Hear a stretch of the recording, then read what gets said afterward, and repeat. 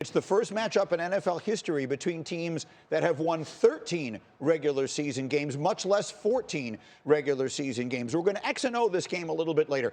Let's talk about the stakes. Rex, I'm looking for 2 words on what is at stake for the Lions tonight. Must win. Absolute must win. And why? Well, why is it different? Well, here's why it's different. Number one, everybody knows about the injuries. Like, by the way, Minnesota has been incredibly healthy, all right? The Lions just the opposite. They still got the same record. But it's a must-win because their bye was week 5, the earliest bye in the NFL season over any other team.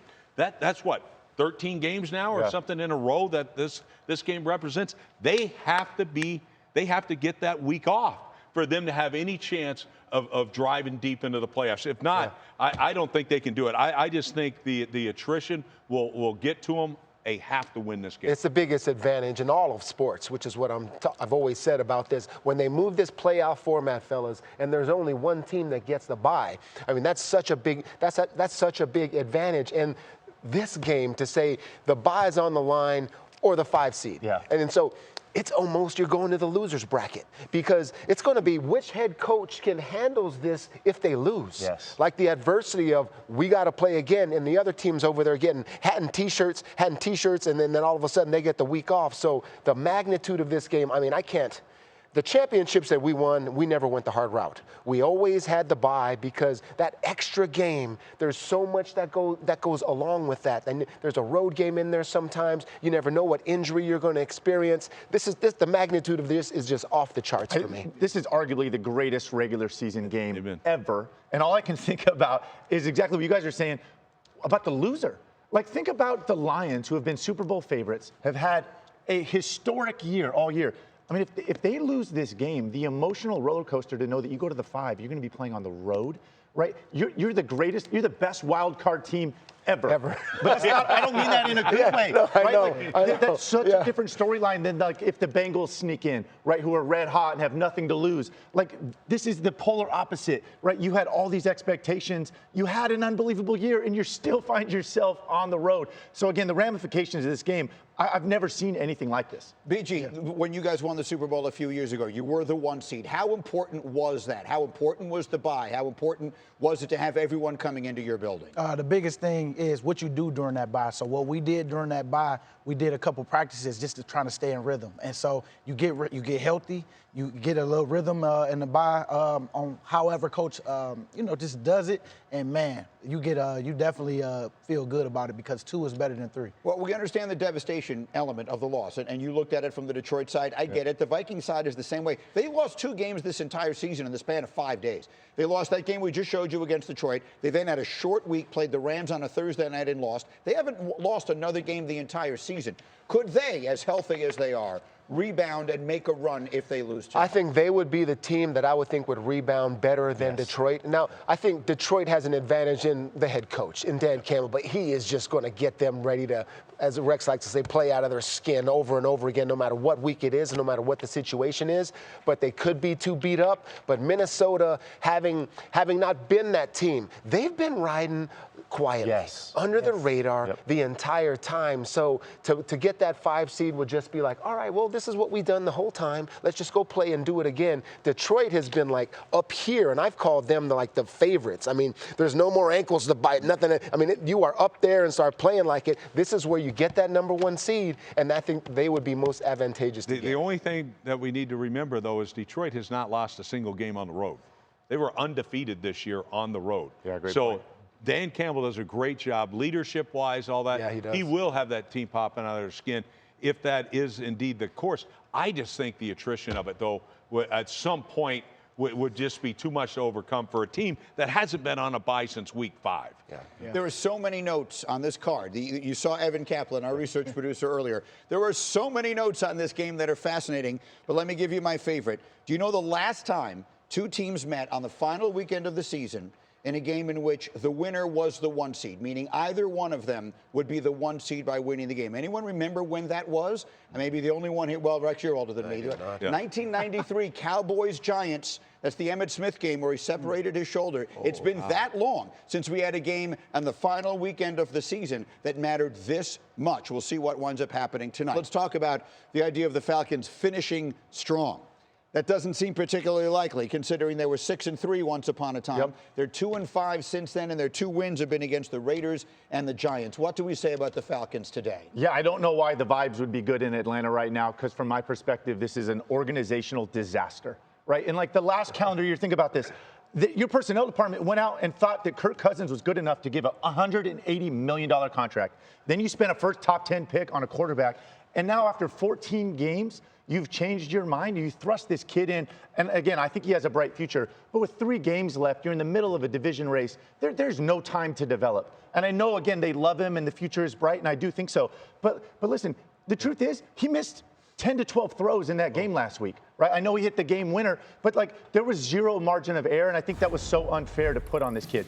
And this is the reality. You paid Kirk Cousins $90 million for 14 games, okay? He has a $40 million cap hit next year. The ramifications of this are gonna echo into next season. And again, this is what dysfunction looks like, right? Again, yes, Michael Penix Jr.'s future is bright, but at the same time, this is a catastrophe. This division was wide open. You have one of the most talented team in the division, and you let it all go. 0 lack of a plan. Like there's nothing I like about what's going on down there. You mentioned the lack of plan. Like Kirk Cousins is one of the best play-action passers in the league. Yes. Yeah. They don't run play action. He never underneath center. Yep. And so, like, talk about a plan, $180 million. Like, and you're bringing in a coordinator. Did he not understand the plan? Like, what? Yeah, it's like he had no vision. I still look at it. It drives me crazy. This pistol thing. You know, the quarterback's in shotgun, the tailback's, dead behind him. Great. It's either run or now you're going to throw it up there. And it's so easy to defend. I don't know what the hell you gain by it. Put the guy underneath center. You got one of the best backs in the league. Like, this is a team that is incredibly talented, and unfortunately, we are not seeing the best that they have. No. And so, to me, it's like, it's amazing that they're still in competition for the playoffs. What is your sense of the Falcons' offense? They've had certainly so many names that sound like they're playing well below the sum of their parts. What's your sense of their offense? Well, they got to establish the running game because they definitely got that on us the first time we played them. And out of all the stuff that happened in that game, Saquon make that catch, we win. Right. But the running game was a big part of their offense, and I think that's what opened up a lot of the pass game. So that's what I've seen. They've been kind of missing a little bit, but yeah, they did it really good against us at home. I don't know what you guys saw, but with Bijan Robinson, but I thought he was destined for stardom this year. Yes. I thought he was, in terms of what I've seen him be in the past and the talent that he has, and so it's almost like that sort of just I forgot about him in the beginning because he just wasn't getting the opportunities, and then the plan sort of shifted so late. We got on them for putting in Penix over Cousins because, yes, Kirk was struggling, but still the last 3 games to be with a rookie quarterback with a playoff spot on the line was a lot. I just thought it was, and the plan I did not understand. And it may have hurt them. The last Monday night, they had an Eberflusian finish to that game. If you watched the end of that Monday night game, it probably cost them the playoffs the way they mishandled the clock and mishandled the timeouts at the end with a rookie quarterback who had barely ever played in his career. That loss will probably wind up being the reason they don't make the playoffs this year. I'm totally on your side. They got everything wrong in 2024. And you've got to sit back and credit Sean Payton and his staff for finding a guy, identifying a guy and say, you know what, this is our quarterback, and then get in a position to draft them. And quite honestly, you see that improvement over and over. His development has been outstanding. And no surprise with the people that he's around. No surprise whatsoever. Which is part of the reason why I don't think the Chiefs have a chance. And for you guys to say that they can still win the game, I think it diminishes Patrick Mahomes and everything he's had to do for them to win all of these one-score games. In comes Carson Wentz. Who knows who's playing along that offensive line? The Broncos, Bo Nix, like you're talking about. Patrick Mahomes has willed this team to the record that they have right now in the situation they are. He's had to make those plays in the fourth quarter. They might not even be in that situation, and Carson Wentz may have to come from behind in this game. Love Andy Reid as a coach, Spags, everyone, but the players matter so much in this game because I do respect the Broncos for the team that they are. I think they're a pretty good team. I mean, they are the upper echelon of teams in the AFC, but this is a quality team with a great rookie quarterback that has a coach that knows how to get them ready for this type of game. I think the Chiefs don't have a chance in this one without Patrick Mahomes. Well, Denver should win the game.